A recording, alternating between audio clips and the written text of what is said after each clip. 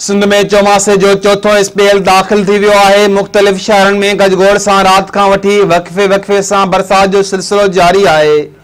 अक्सर इलाइक़नि में मींहं जी पहिरीं फुड़ी पवंदे ई बिजली बंदि थी वई। रोडनि रस्तनि ते पाणी जा तलाउ जमा थी विया।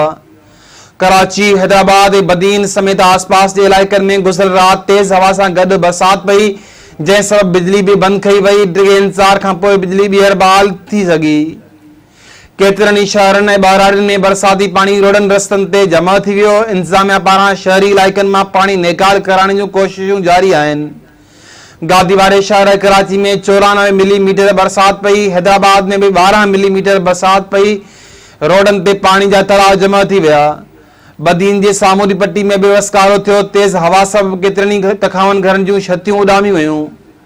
कराची में अॼु बि तेज़ बरसाति जो इम्कान ॾेखारियो वियो आहे। NED यूनिवर्सिटी पारां अॼु ऐं सुभाणे थींदड़ मिड टर्म जा इम्तिहानी पर्चा मुलतवी कया विया आहिनि।